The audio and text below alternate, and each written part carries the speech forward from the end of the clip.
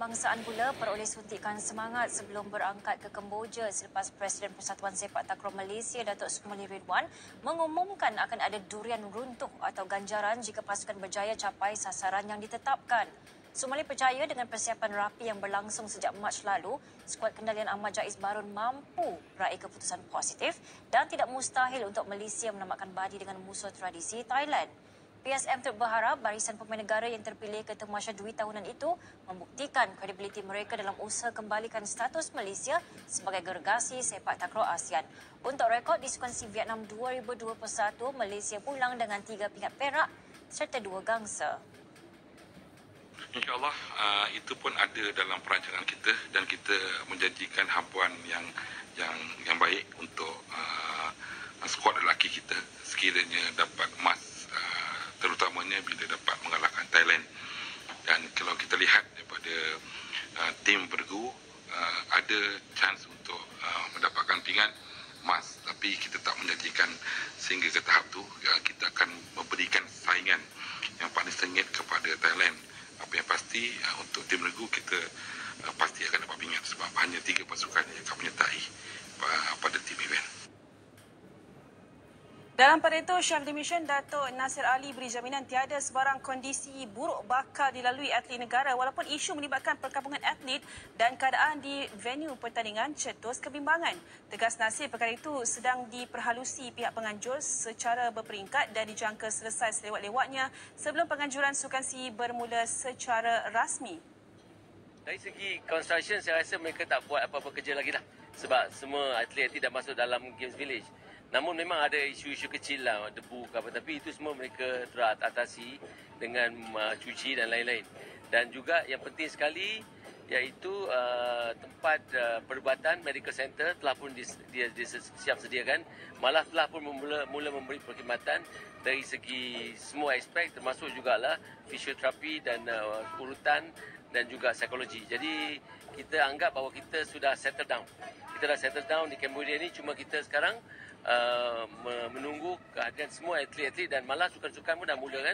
Ada yang hoki dalaman, kriket dan 2-3 lagi sukan dah termula. Jadi dari segi persiapan kita boleh kata bahawa kita dah siap sedia.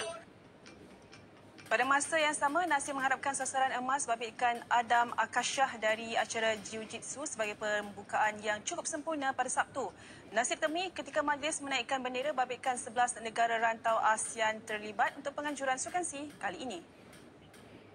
Lepas rasmian besok 5 bulan, pada 6 bulan tu ada satu pertandingan Jiu-Jitsu di sebelah pagi di mana kita menaruh harapan ke atas seorang atlet yang kita dalam kita punya sasaran, dia termasuk dalam sasaran untuk dapat pingat emas.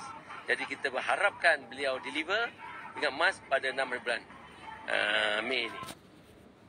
Menjelang persiapan ke kejohanan dunia di Jepun, penerjun negara Nurdabita Sabri yang baru sahaja sembuh dari kecederaan lutut, kini menghadapi kecederaan pada bahagian pergelangan tangan pula.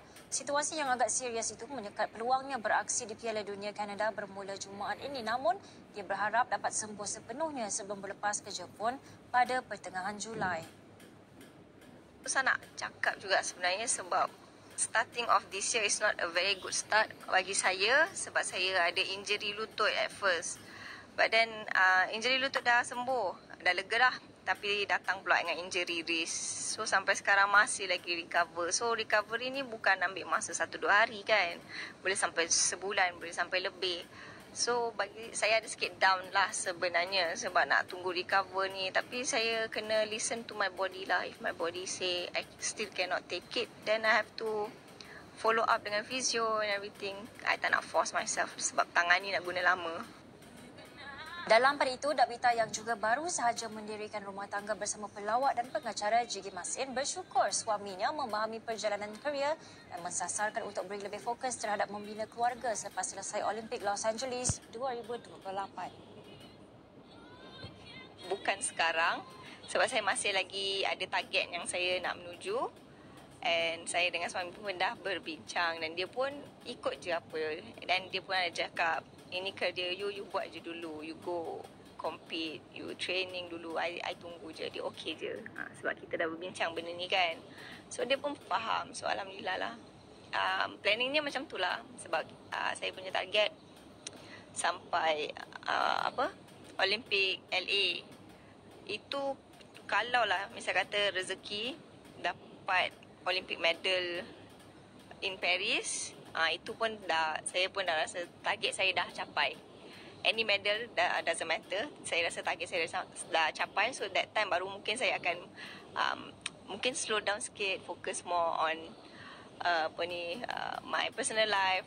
Sebab saya takut by that time LA, umur saya pun dah 29. That time kan saya takut badan saya tak boleh beri kerja sama yang macam yang saya nak.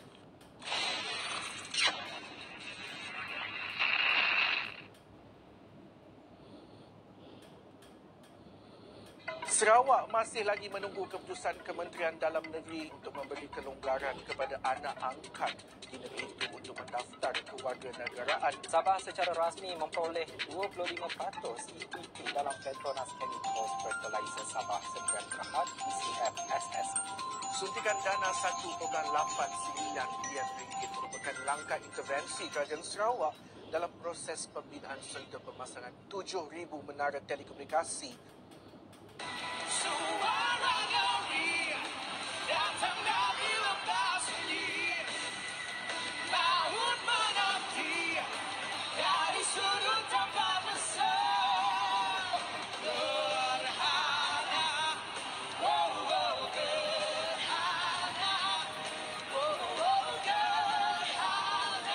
Konsert Aku Cinta, Shalom dan Ernie.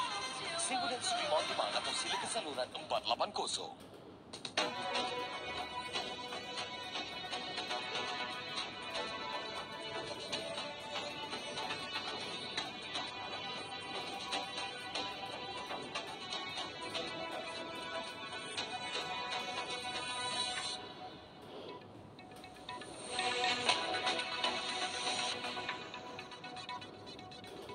Salam sejahtera, salam hormat. Anda bersama saya Nixon Nyambar dan ini Buletin Awani. Adik kepada kanak-kanak lelaki berusia 12 tahun yang meninggal dunia selepas mengalami demam panas dan sawan pada Isnin lalu dibenarkan pulang ke rumah pada Rabu. Pengerusi Jawatan Kuasa Kesihatan dan Perpaduan Johor, Ling Tian Sun berkata, kondisi Aidil Syahrin Syahrul 9 tahun menunjukkan tanda-tanda positif dan dilihat beransur sembuh. Beliau menegaskan, Aidil Syahrin dan arwah abangnya, Airil Syahrin, dikesan menghidap septic shock secondary to meningoencephalitis atau jangkitan pada otak. Okey, adik kepada mangsa ni sekarang keadaannya semakin okey dan pihak hospital telah maklumkan adik kepada si meninggal boleh dibenarkan untuk discharge pada hari ini. Mudah-mudahan kita beri ruang kepada keluarga supaya adiknya sembuh dengan baiklah. Okey. Ya, penyakit yang sama. Okey, adik-beradik ni penyakit yang sama, tapi keadaan abangnya malangnya lebih serius daripada adiknya.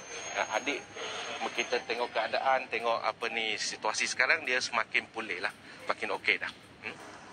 Jelas Tian Sun, wabak yang dihadapi dua beradik itu boleh disebabkan pelbagai faktor termasuk kontak rapat, bawaan udara serta batuk jarak dekat.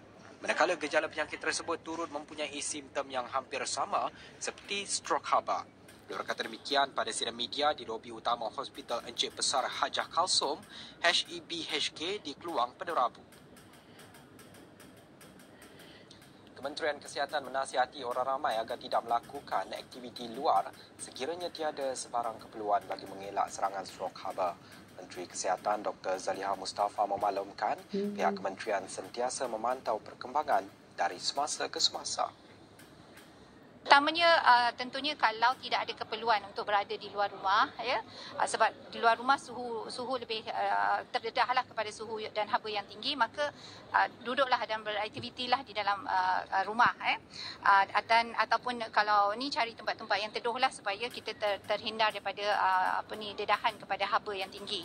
Yang keduanya, akibat daripada haba yang tinggi ini juga dia boleh menyebabkan dehidrasi. So kita gantikan kehilangan air melalui dehidrasi itu dengan minum air yang banyak. Dan ketiganya, kalau misalnya ada apa-apa gejala yang berkait dengan stroke, yang berkait dengan cuaca atau haba yang tinggi ini, contohnya ialah seseorang itu mungkin rasa pitam ataupun mungkin rasa macam nak pingsan, kelesuan, keletihan, ataupun suhu badan yang tinggi dan sebagainya, maka silalah berjumpa doktor untuk mendapatkan rawatan yang segera. Sementara itu, kanak-kanak dan golongan dewasa berisiko dengan